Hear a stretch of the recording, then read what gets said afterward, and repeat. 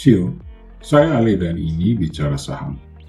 Kali ini kita akan membahas emiten yang berbisnis di bidang pertambangan nikel, bauksit, dan emas, yaitu PT Aneka Tambang atau ANTM.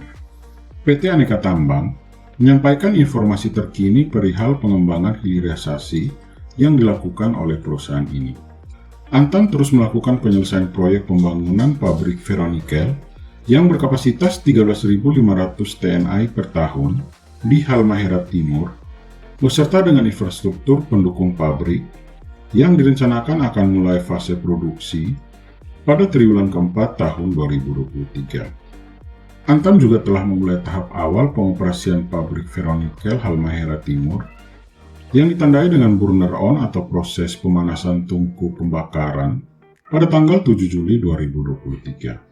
Setelah proses burner on dilakukan, tahap kedua dari rangkaian commissioning yaitu switch on furnace pabrik ferronikel Halmahera Timur yang telah dilaksanakan pada tanggal 19 Juli 2023. Lalu, bagaimana kondisi fundamental dari PT Aneka Tambang pada saat ini?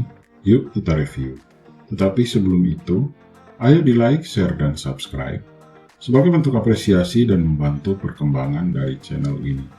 Terima kasih.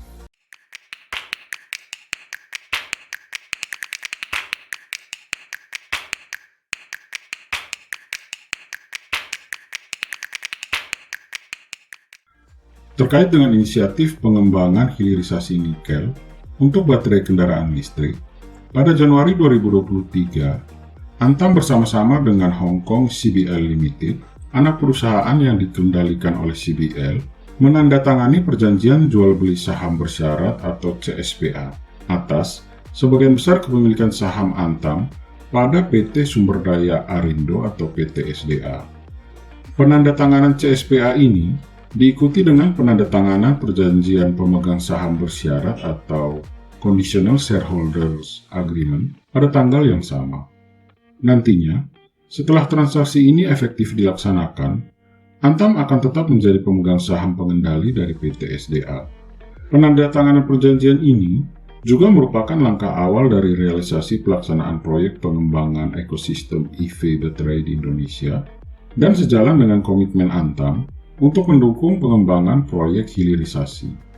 Lebih lanjut, sebagai usaha pengembangan ekosistem EV baterai di Indonesia, Antam bersama PT International Mineral Capital, anak usaha dari Antam, dan HKCBL, mendatangani CSPA atas pengalihan sebagian kepemilikan saham pada PT Veni Halting untuk pengembangan dan pengoperasian kawasan industri sebagai lokasi pengembangan ekosistem EV baterai terintegrasi, serta perluasan atau pembangunan pelabuhan dan infrastruktur lainnya, termasuk di dalamnya penyediaan tenaga listrik. Sedangkan, dalam hal pengembangan hilirisasi komoditas bauksit, saat ini Antam terus berfokus dalam pembangunan pabrik smelter grade aluminium refinery atau SGAR di Mempawah, Kalimantan Barat. Pabrik ini dikembangkan bersama dengan PT Indonesia Asahan Aluminium dengan kapasitas pengolahan sebesar 1 juta ton SGAR per tahun. Di sisi lain, PT Aneka Tambang atau Antam baru-baru ini merilis laporan kinerja keuangan mereka untuk semester pertama di tahun 2023. Dan angka-angka yang diumumkan memunculkan sorotan yang signifikan. Dalam laporan tersebut, Antam berhasil mencatatkan pertumbuhan yang mengesankan dalam berbagai aspek operasionalnya. Ini membuktikan Antam sebagai salah satu pemain utama di industri pertambangan yang ada di tanah air. Pendapatan penjualan produk dari Antam naik tajam dari 18,6 triliun rupiah menjadi 21,5 triliun rupiah. Sementara itu, pendapatan dari penjualan jasa melonjak dari 84 miliar menjadi 113 miliar rupiah. Ini menyebabkan total pendapatan perusahaan meningkat sebanyak 15,4% dari 18,7 triliun menjadi 21,6 triliun rupiah pada semester pertama di tahun 2023. Selain itu, laba kotor perusahaan juga mengalami peningkatan yang signifikan dari 4 triliun rupiah menjadi 4,2 triliun rupiah. Dalam hal beban operasional, Antam berhasil mengendalikan biayanya dengan baik. Beban pokok penjualan naik dari 14,7 menjadi 17,4 triliun rupiah, sementara beban penjualan dan pemasaran justru mengalami penurunan dari 467 miliar rupiah menjadi 453 miliar rupiah. Bahkan, beban umum dan administrasi juga mengalami penurunan yang cukup mencolok dari 2 triliun rupiah menjadi 1,4 triliun rupiah. Hasil dari semua pencapaian ini adalah laba usaha yang mencengangkan, naik dari 1,4 triliun rupiah menjadi 2,3 triliun rupiah. Laba tahun berjalan yang dapat diatribusikan kepada pemilik entitas induk juga mengalami peningkatan yang signifikan dari 1,5 triliun rupiah menjadi 1,8 triliun rupiah di semester pertama tahun 2023. Tidak hanya dalam pendapatan dan laba, Antam juga berhasil meningkatkan aset dari perusahaan.